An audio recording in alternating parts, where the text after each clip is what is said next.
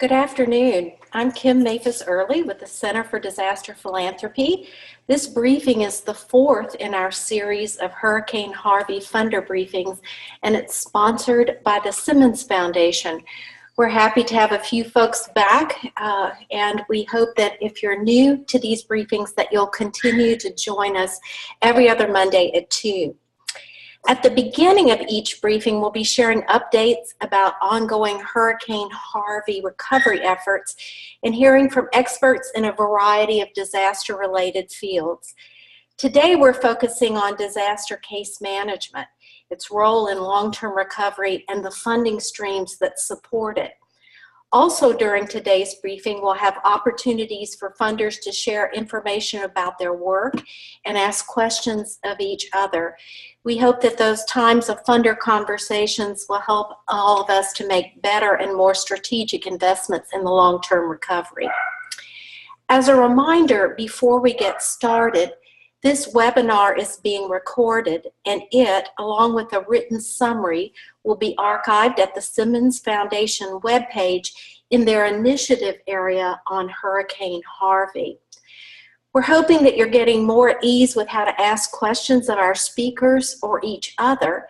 You may submit a question to our speakers or to your fellow funders at any time using the Q&A box at the top of your screen. Simply type your question and hit send.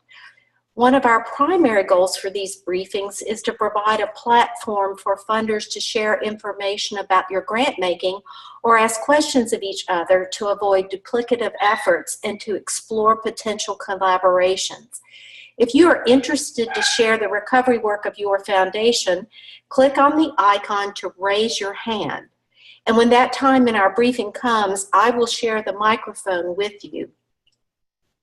I'll announce your name and turn your mic on, and our advice is to wait a few seconds for the sound to kick in, then give your name and the name of your philanthropic organization. We'll begin today with some news updates about Texas recovery funding. Our summary report will have active links to the resources that I mentioned here and the emails of the primary leads on these efforts. We supply this information to aid in your strategic planning for investments. First off, I want to let you know that FEMA's local capacity building support catalog is now online. This catalog has information on webinars, courses, self-guided training, toolkits for use in planning and budgeting, and other forms of technical assistance that can be accessed on request. Dates and locations for the recovery symposia are being finalized. We've talked about these in prior briefings. You'll see the 4 that are on the calendar. Some have confirmed locations and 2 are still waiting to be confirmed, and we'll continue to update you on information about those as we get it. There's a lot of federal activity in support of economic development that's going on right now. One-day economic recovery workshops are scheduled in April and May in the 8 councils of government, which are regional planning commissions that coordinate multiple federal, state, and local service programs. Federal and state partners will be in attendance at these recovery workshops. In addition, upcoming resilience training for comprehensive economic development is scheduled for Southeast Texas and the Golden Crescent. Small Business Development Center networks are sponsoring 5 procurement fairs with contracting opportunities and are also matching volunteer economic development experts with communities. In addition, economic development is supporting councils of government and hiring disaster recovery coordinators. Watch for notice of funding opportunities for communities to submit applications for supplemental appropriations. We'll attempt to keep you up to date on that as well. At last week's briefing from FEMA, I found some exciting news about great watershed studies that have been released. These have overlays with data on waterways and social vulnerability stats, economic loss stats, population density, and other factors that can assist you in planning and can assist your communities in permitting and applying for mitigation grants. They're really wonderful maps and information about jobs and productivity in the recovery from Harvey. For a brief summary of the ongoing recovery efforts, such as the number of applications, the amounts that have been awarded, and other quick and easy information, you can go to the Governor's Commission Tracker. Now, I know we have some guests from FEMA online. Don't know if they have any other information to add to this. So I'll open the mic to see if our FEMA friends have new updates to share. If you do, please just raise your hand.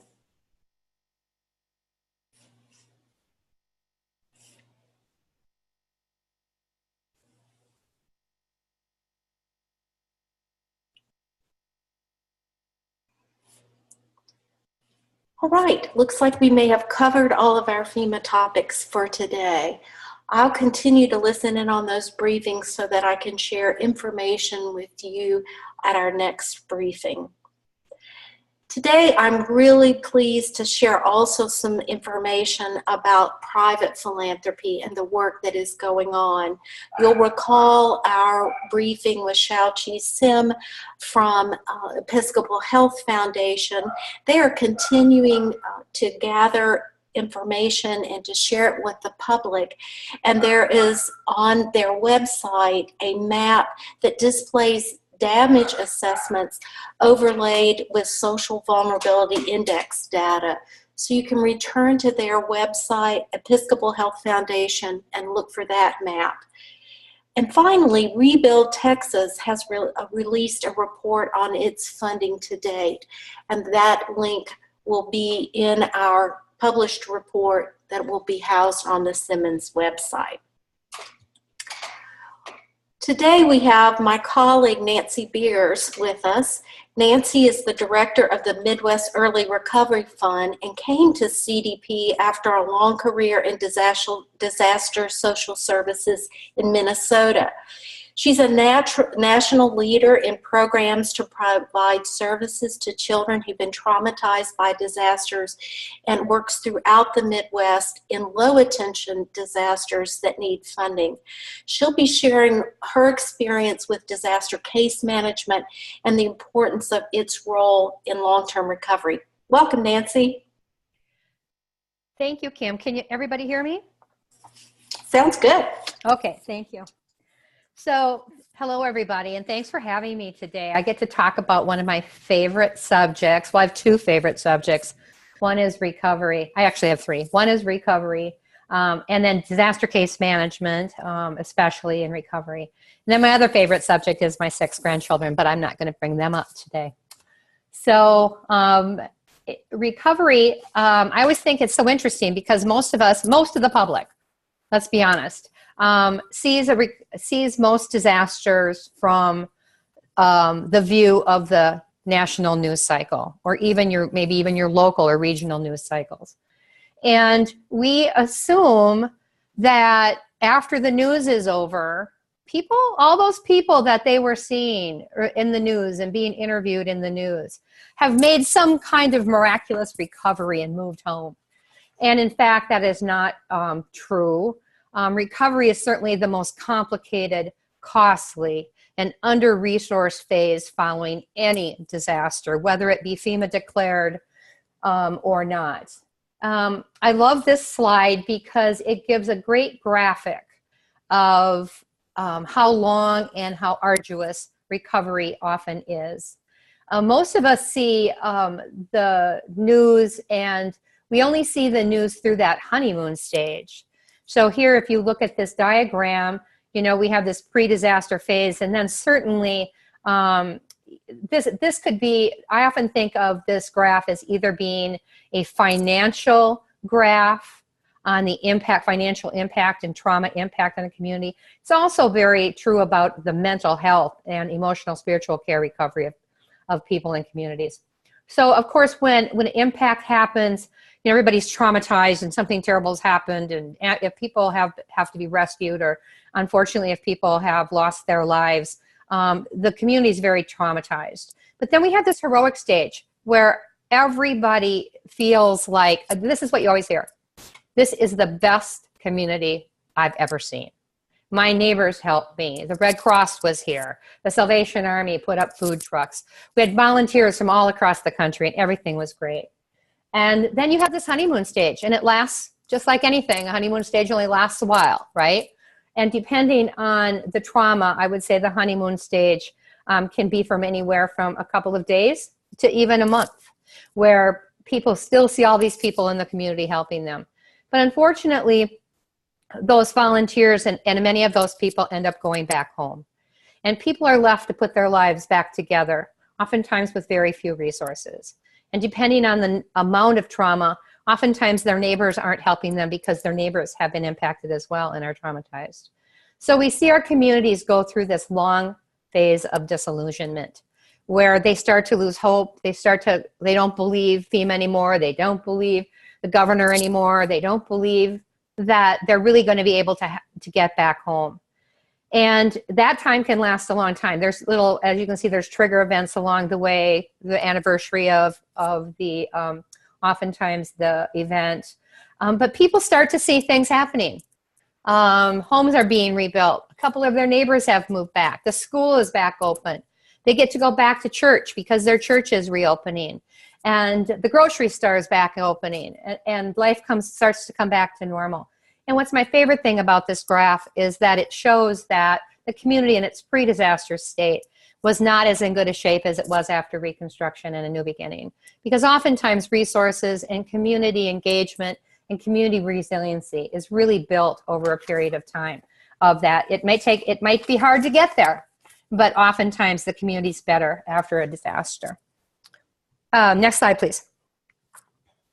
So of course, you know, we know that recovery is not just about bridges and roads and getting schools back and up and running. And those are incredibly important, right? I mean, we can't get to work unless the bridge is rebuilt. We can't get our lives back to normal unless our schools are rebuilt. But we can't forget that a successful community recovery is also about individuals and families being able to rebound from their losses and to sustain their physical, social, economic, and spiritual well-being. And I would say, you know, from my experience of being in disaster work for a very long time, that there are really two things that people have to recover from: their financial loss and their emotional and spiritual loss. That idea that, how could this have happened to us? Why did we have to go through this? And getting to a point where they feel comfortable with that, and they have, I always say that this becomes part of their story. And oftentimes you'll meet people who tell you their trauma story over and over and over again.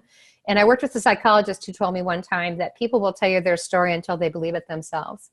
And I believe that's when they start to tell it as part of their story, as part of their life story. And when they can do that, that's when they really begin to recover emotionally and spiritually. Next slide, please. So what is a disaster case manager? You know, I was a guardian ad litem for a long time before I took a job as a disaster case manager. And I took it because I thought they would be very similar. And much to my surprise, they are. And I think the reason I love disaster case management so much was because there's a time period on it, right? When I was a guardian ad litem, I could, you know, meet a child when he was 6 days old and be his case manager or be his guardian until he graduated from high school and became an adult. But case management is really a time period event where you're working with the family and getting them through from when you meet them to basically when they get to move back home. So it's someone who works with a client on a case-by-case basis. Oftentimes case managers have about 30 to 50 cases depending on the number of case managers in the community. And they help that client make their own recovery plan. It's not your recovery plan. It's not the disaster case manager's recovery plan, but it's each individual's recovery plan. Everybody is in a different financial situation. Everybody's in a different life situation at the time of the disaster. I always say that disasters are not respecters of persons, right? So I've had clients who have cancer, who had just filed for divorce, who had lost custody of their children, for example.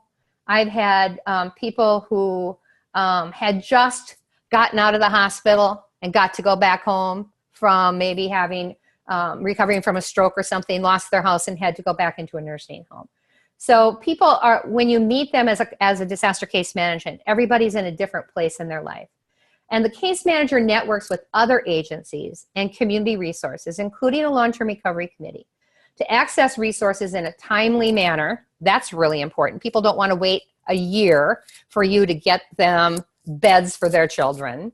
And they work as a third-party advocate. And I think oftentimes we think of disaster case managers as somebody who's just getting resources for clients.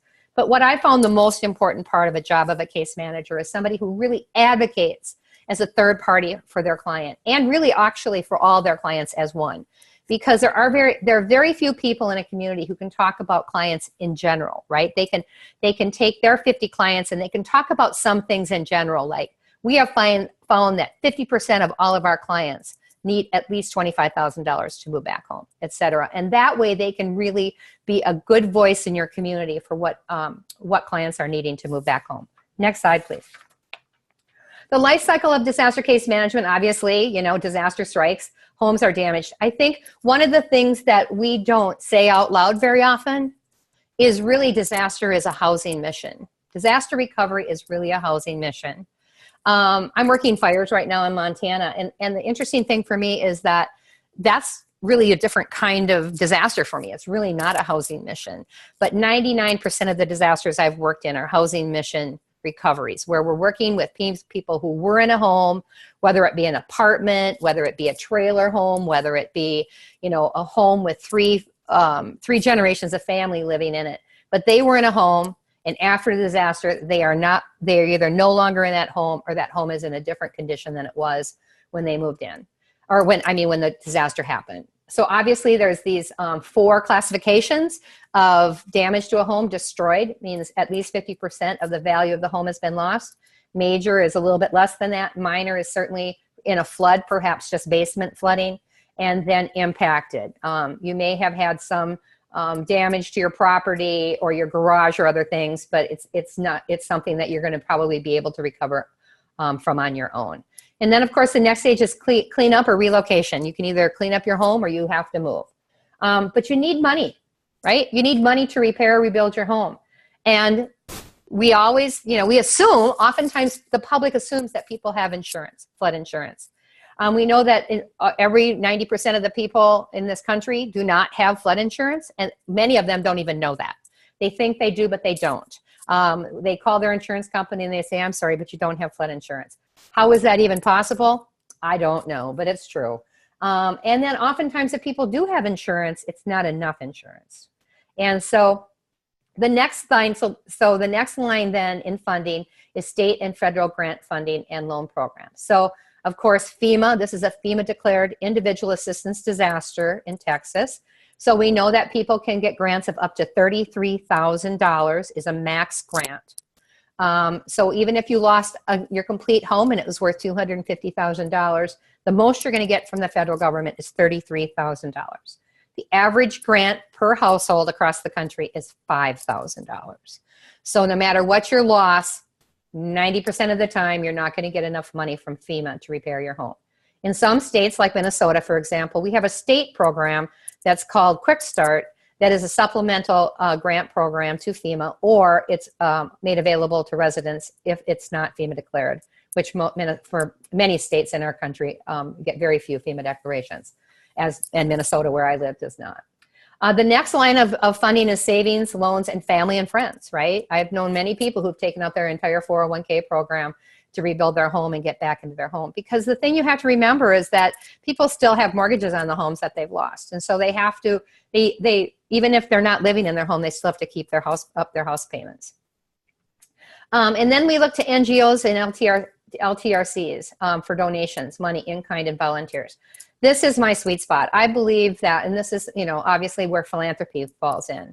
Long-term recovery committees really need your donations. They really need your money, and it really needs to be undesignated. It needs to be you need to trust the long-term recovery committees to understand that through the disaster case management, they're going to be able to distribute those funds to families that need it the most. And then, of course, then the hope is that everybody returns home as best they can. And I can tell you that most of the time, most people get to go home, but there's always people who just can't put the puzzle back together and can't.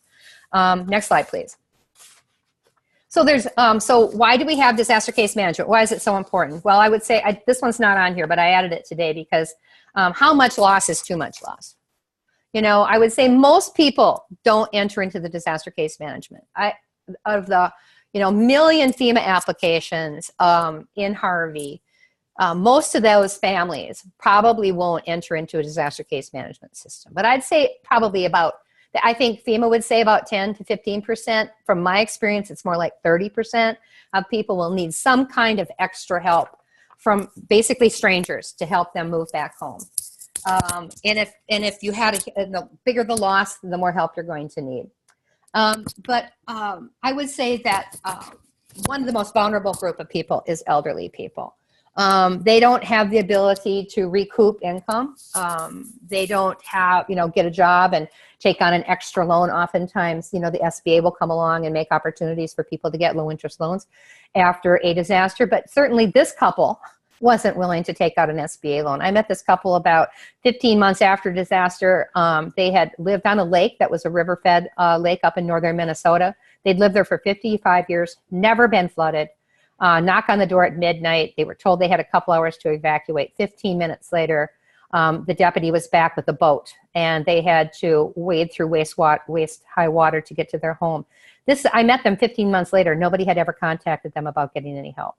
They had been living in the basement of their daughter. They finally couldn't do that anymore, and they rented a small trailer outside of town. But this couple deserved better than that. And I use this slide all the time to remind me how important this work is. Low-income families, most people live paycheck to paycheck these days and can't even afford to pay their mortgage and rent a piece of property for another place to live. People are often uninsured. People are isolated. Not everybody has an extended family. Not everybody, this is certainly true about people who have mental health issues. Oftentimes people who have mental health issues are sort of living on their own. They're keeping all the balls up in the air. They lose their home, and man, are they a challenge to help relocate. People who are relocated. A lot of people have gotten up, moved maybe out of state or to a different family, waiting to see how they were going to rebuild their home. And oftentimes they are really hard to get back into the system. But no community wants to lose its residents, even 1 or 2 or 10 or 20. So it's really important to get relocated people back, and disaster case managers can connect to those people and get them back in your community.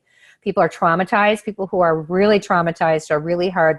They can't start over without somebody kind of walking them through the system. The system becomes overwhelming on how to access resources. People are just tired. People they just can't believe they've got to fill out one more piece of paper. I've helped thousands of families fill out paperwork. People will say, well, don't help them fill out their paperwork. You know what? That's one thing we can do for them. Get them started on their road to recovery. Help them fill out their paperwork and encourage them. The next time you get a piece of paperwork, you're going to have to do it yourself. But this time I'm going to get you started. Get them started down, because crossing that first bridge is the hardest one. A lot of people have any shame over asking for help, right? I had a lady tell me one time, I've never taken a dime in my life. I'm a giver. I'm not a taker. I'm not going to take somebody else's money. But she had to. She didn't even have a furnace in her home, and she lived in northern Minnesota. And without a furnace, it's pretty hard to live in Duluth, Minnesota, where the average winter temperature is about 3.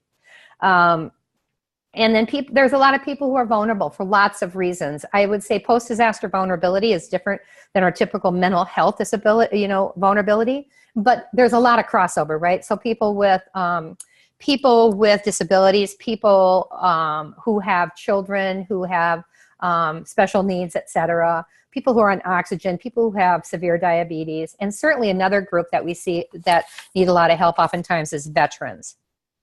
Next slide, please. So why is disaster case management so critical?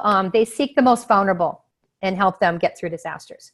That's a challenge in and of itself, right? Because people don't always, you have to talk to a person for a while to understand if they are vulnerable or not. So it's really important.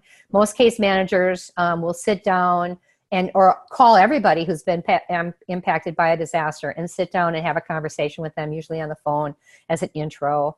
and and ask some key questions to see if people are really able to move on. A disaster case manager ensures the recovery of the most vulnerable populations by prioritizing the distribution of resources. So there's always this assumption, I'm not sure it's always true, but there's this assumption that there's not enough resources to get everybody home.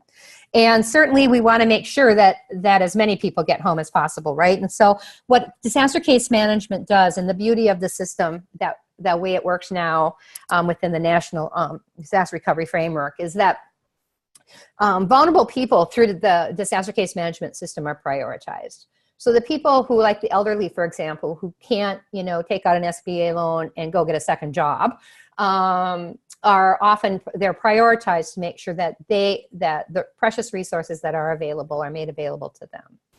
A disaster case management advocates, and that can be really important because oftentimes people aren't in a position to advocate for themselves.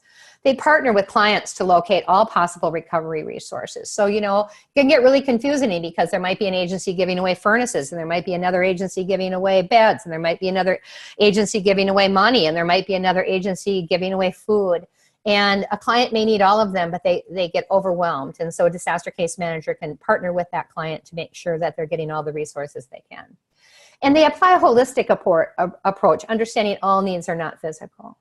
This is certainly true because I've often had clients who I've had to get them to either a mental health specialist or to their pastor or to a mental health outreach worker to get them into a place where they're able to accept help and they're able to believe that they want to move on, that they want to move home.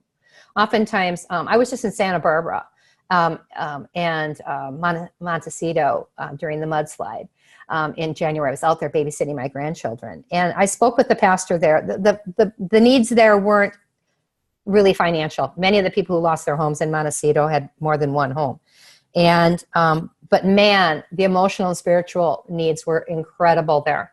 People that live in Montecito, these kinds of things don't happen to them, and they were so traumatized that they didn't have any mobility. They didn't even know where to go. They didn't even know what to do. And they were paralyzed by their fear. And the mayor of Santa Barbara got up in a meeting, the pastor told me this, and said that she wasn't even sure she wanted to live in Santa Barbara anymore. She didn't feel it was safe. So the need for people to be at a place where they want to move on can be a real challenge. And a disaster case manager can help with that. A disaster case manager understands the unique needs of each family. There's not two families that are the same. And so a disaster case manager is really important for that reason. And then again, I've already mentioned this, but disaster case management can advocate for the community as a whole. And I always say disaster case managers are the wheels of the recovery bus. Next slide, please. So there's different kinds of disaster case management. I'm probably gone over because I'm such a talker, but there's different kinds of disaster case management. So there's a federal DCMP program. That's a federally funded program that comes if you get a federal IA, but the state still has to apply for it. Not every disaster that has an IA gets a DCMP program. But this really helps fund disaster case management. But I will tell you right now that I have been involved in a lot of FEMA IA disasters with the DCMP program. And I think I can say pretty confidently that we still need philanthropic funding for disaster case management because FEMA disaster case management does not supply all the funds necessary to do a really bang-up job of disaster case management in a community. It could always be supplemented by other nonprofit disaster case managers. There's a lot of national NGOs and faith-based organizations that are really great at disaster case management. Catholic Charities, for example, St. Vincent de Paul, UMCOR. I certainly work for Lutheran Social Service of Minnesota, and I think Lutheran Disaster Response has an excellent national reputation for doing holistic, good disaster case management. So there's a whole lot of faith-based and national NGO program organizations that do a really good job of disaster case management. There is some business model DCM organizations that certainly mostly came out of Katrina. It was really new during Katrina, but those organizations often only stand up for a particular disaster because they're unsustainable basically after a disaster because they're so locally based. Local supported by a local nonprofit, trained and supervised. This is one of the things that I do with my program. I will hire a nonprofit in a community, or I will give a grant to a local nonprofit and give them money to hire a person to do disaster case management.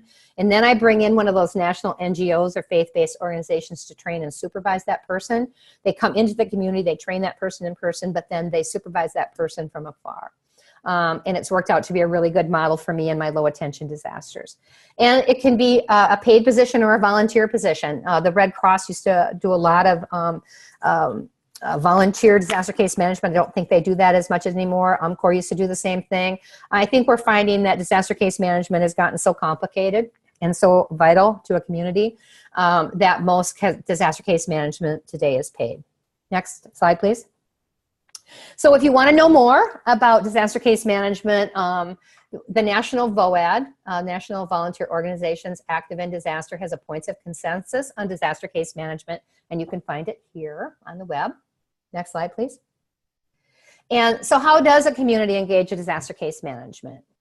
If you don't have a FEMA DCMP program, you really have to organize a long-term recovery group first. And one of the cool things that Sally's been doing is, well, one of the, cool things that Sally's been doing is they've been giving money to organize long-term recovery groups and to make sure that they're well-trained and know what they're doing and are meeting the needs of the community. But for us, on my end, to fund a disaster case manager, I won't do that unless there's a long-term recovery group embedded in the community. And of course, I don't know if you know what that is, but it's a grassroots group of people who get together and really just to help their own community recover from the disaster. And they are vital to the community's recovery. Then I always say that it's really important that they do a community-wide recovery needs assessment. We often make assumptions about what people need, but it's really important to actually do an assessment and find out what people actually need. I can give you a quick example. We had a flood here in Minnesota last year in September, and the worst time in Minnesota to have a flood is in September because winter is around the corner. And there was an assumption that everybody needed a furnace. And so a really great nonprofit, well, actually a philanthropy group, gave the Long-Term Recovery Committee $100,000 to get furnaces. So they did that, but they didn't want to announce it. They didn't want to tell people that they did it. So then came along a couple other nonprofits and a couple other groups that wanted to give furnaces, and they did, but it ended up that the Long-Term Recovery Committee, of all things, had too many furnaces. If they had communicated better with each other and made that more transparent, those things could have gone for much more needed things like sheetrock and hot water heaters and washers and dryers, which were, completely unresourced in this disaster. Analyze needs and develop resources, engage an organization for DCM. I already talked a little bit about that. And then this is really something that people probably don't know that much about, but a long-term recovery committee is kind of, I always call it's kind of like a church council, right? It oversees everything. But an unmet needs table is that subcommittee of a long-term recovery committee that hears the cases from disaster case management and then makes recommendations for funding to the long-term recovery committee. The long-term recovery committee itself does not hear the cases from the case managers. And of course, it's all private and confidential information anyway. So, but somebody on that committee, the unmet needs committee, then makes the recommendations, reviews those cases, and recommends funding to the long-term recovery group. And then hopefully cases are closed when needs are met. Next slide. So this is my last slide. So how do you find a disaster case manager? And how do you fund one? Well, obviously there's the DCMP. Your state VOAD agencies are most disaster case management agencies that do it in a very professional way belong to your state VOAD agencies. Like I already said, NGOs and faith-based groups. There are some state-funded programs. Luckily, again, I live in Minnesota. You'd think it's the only place I've ever worked. I haven't. I've worked in many places. I've talked a lot about Minnesota today. But we also have a wonderful program out of our state legislature and our HUD program that funds disaster case managers because they have their own, of course, like I said before, state-funded program. And then philanthropic funding to local, regional, state, and national nonprofits. So when I worked in Minnesota, I completely depended, because we had very few FEMA aid declarations, I completely depended on the philanthropic community in the state of Minnesota to fund disaster case management. And let me give you an example. So when I did a flood in Duluth, Minnesota, I spent about $1.2 million over 18 months, and it was all donated through philanthropic funding in the area to pay and support the disaster case management system.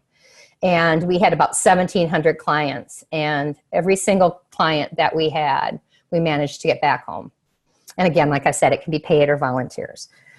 So I think that's my last slide. So if anybody has any questions, and I'm hoping later on, Sally will have a few comments about the disaster case management system in Texas and what's going on in Texas, because I know that they have a DCMP program. Thanks for listening today.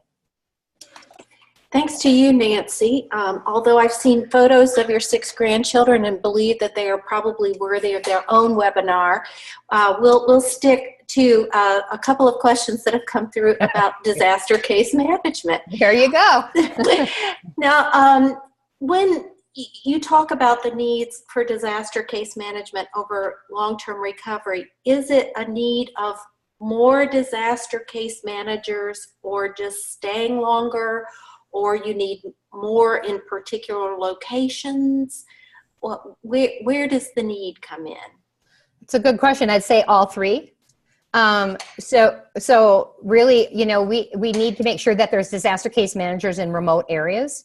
I know they have a FEMA DCMP program in Missouri right now, and you know, they got very few disaster case managers out of the DCMP program. So there's a need for philanthropic funding for more case managers. But also the challenge became is they gave 1 disaster case manager to 4 counties, because that's what the program, you know, could afford to do. The DCMP program granted that much money to do. But we know that it was also the hardest hit, and people are very vulnerable there. They're very rural, and they don't have the same kind of, I'd say, access to resources. And a lot of the average income there is about $19,000 per family. So there's that need for that. And then the other thing you asked was for longevity. And man, thank you for asking that question, because oftentimes the DCMP program will run for a specific period of time. But a lot of people can't get home in that time period. And so it's really important, and I often look for philanthropic funding to sustain the case managers that were originally paid through the DCMP program, but the extra funding came in to support them for another, let's say, 12 months or 6 months to make sure that they could finish all their cases. Thanks, Nancy. You've mentioned Sally several times. That's Sally Ray, who's directing the CDP Harvey Recovery Fund. If Sally or any other folks on the line today have information about the disaster case management rollout in Texas, I'd be interested to hear you talk. And Sally, I see your hand is up. We promoted you to panelist. Okay, I am probably not the expert to speak to this, but from what I understand, it was kind of a, we were late to the game with disaster case management here. In fact, we just got FEMA funding, is my understanding, last week for the disaster case management program. So we're a little behind the 8 ball on that. I do know that there are lots of NGOs that stepped up, faith-based groups that have already begun the process. And so they'll just begin to roll that into the FEMA process, is my understanding. I suspect that there are probably other people on the call that may have more detailed and legitimate information than what I'm providing, but that's what I have learned and heard, that we are just now getting that off the ground here in the Harvey impacted area. Thanks, Sally. I wish I could say this differently, but oftentimes the disaster case management programs don't get up and running for about 6 months. So it's a place where we really do rely on nonprofits to fill in the gaps, and philanthropy to help fill in the gaps until those federally funded programs can get up and running. Any other questions for Nancy or comments about disaster case management?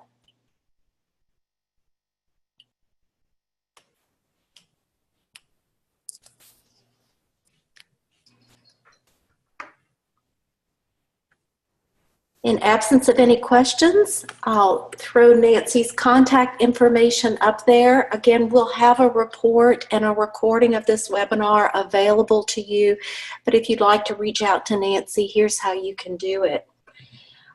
Now we're going to turn back to those who are attending the briefing to see if you have news of any funds that you've established or any funding projects that you've undertaken, or any needs that you're seeing in your service areas, or questions you might have of other funders.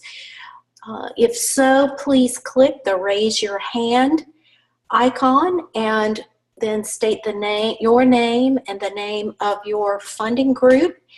Wait a second for us to let that kick in, and then tell us a little bit about what your work is or the questions that you may have for the group. I see we have Erica Lowry, who's the Senior Director for Harvey Long-Term Recovery and Disaster Cycle Services for American Red Cross on the line, and I'm going to recognize her to share a little bit about what they're doing. Erica? Hi, thanks so much, Kim. I really appreciate it. It's been wonderful to hear Nancy speak and Sally speak, because what we've been working on and are rolling out is so much in accord with the pieces of the puzzle that Nancy emphasized in her really wonderful presentation. We, as you know, had a really robust role in response, almost 500,000 shelter stays, 5 million meals and snacks, and immediate financial assistance that went out to about 573,000 households. This next wave of recovery services will take all remaining donated funds, which as of the 3-month report and the 6-month report is forthcoming, was about $165 million. And the preponderance of it is actually going to individual assistance to households whose homes were destroyed or sustained major damage. So in that kind of layer cake that Nancy laid out, talking about the services, the FEMA codification of damage, we are leveraging this disaster case management network by making the financial assistance available to those vulnerable, isolated, poorly resourced households that are engaged with the disaster case manager. We're estimating that that will likely be a population of about 65,000 households across the entire state. So more than 2/3 of the remaining funds have been earmarked to go out in the form of financial assistance to those households, kind of in keeping with our mission as a humanitarian organization. The remaining funds that are not supporting staff, so about another 1/3 of the donated dollars, will go to what we're terming community services. So those will be grants that are going out via direct solicitation with a heavy focus on housing repairs, behavioral health, and kind of broadly termed recovery supporting services, which are also dedicated support for long-term recovery committees active across the 41 declared counties, and services that support these vulnerable households as they need to piece their lives back together. Financial counseling, advocacy, services that help more isolated communities come in and access mainstream recovery services. So we're really pleased that the disaster case management contract is coming online just as these funds and resources are available. And we're just delighted to be working so closely with Sally and CDP on these initiatives that we hope will help sustain folks so devastated by this massive flooding event. That's my presentation. I'm happy to take any questions on it. Thanks, Erica. Are there questions for Erica or other reports from funders who are on the line with us today?